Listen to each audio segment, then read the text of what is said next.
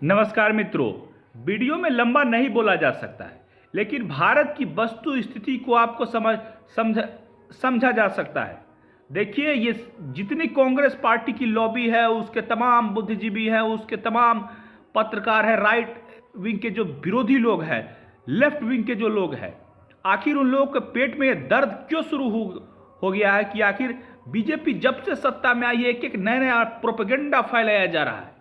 अरे भाई, सत्ता में नरेंद्र मोदी बैठे हैं तो इस बात के लिए बैठे हुए हैं कि यहाँ पर काम करना है। देश में 75 वर्षों तक में कितना काम किया हुआ, ये बात किसी से छिपी हुई थोड़े है। अगर इस बात को देखा जाना चाहिए, हर प्रधानमंत्री का रिस्पेक्ट है, चाहे वो पंडित नेहरू हो, चाहे इंदिरा गांधी हो, चाहे राजीव गांधी हो, पीवी नरसिम्हा राव हो।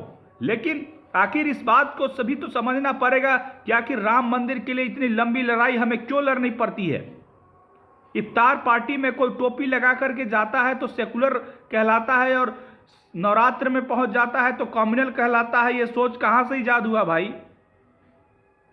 और ये जितनी भी प्रोपेगेंडा मशीन यदि काम करती है, नरेंद्र मोदी इस बात के लिए आए हैं कि नरेंद्र मोदी जितनी भी प्रधानमंत्री ने हिंदुत्व और सनातन के लिए उतना काम नहीं किया। ये खुल करके बोलने का वक्त है और कहने का वक्त है कि सनातन को मजबूत किया जाए। आखिर हमारे देश में हिंदू आबादी, सवाल तो पूछा जाएगा ना, 84% से घट करके 78%, 80% पर क्यों आ गई?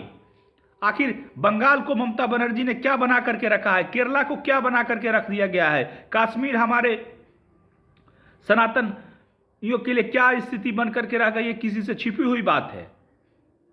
अगर इन सारी मुद्दों पर और सारी मुद्दों पर सवाल पूछा जाएगा तो किससे पूछा जाएगा? कांग्रेस पार्टी के लॉबी से पूछा जाएगा। राहुल गांधी के जो रणनीतिकार लोग हैं, वो ऐसे ऐसे लेफ्टिस्ट हैं और ऐसे ऐसे सनातन के खिलाफ जहर उगलने वाले लोग हैं। मल्लिकार्जुन खड़गे खुद सनातन विरोधी है, यह हकीकत है। प्रियांक खड़गे उनके बेटे हैं, कर्नाटक सरकार में मंत्री है। वो किस प्रकार का स्टेटमेंट देते हैं? कहते हैं मोदी आ जाएगा तो सनातन मजबूत हो जाएगा। अरे भाई, आप सनातन धर्म में मजबूत लिया, आपको इससे ईर्ष्या और जलन क्यों होने लगी? क्या सनातन किसी को गाली कब दे रहा है?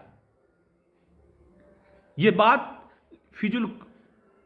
जब जब भी कांग्रेस पार्टी सत्ता में आती है, सनातन को टारगेट करते रहती है। आप एक एक इतिहास उठा करके देख लीजिए, शाहबानो केस से लेकर के, राम मंदिर का केस से लेकर के, चाहे जो भी हर केस में अगर देखा जाए तो कांग्रेस ने सनातन को बदनाम किया है, उसे टारगेट किया है, उसे कमजोर किया है। यही कांग्रेस पार्टी की असली चरित्र है।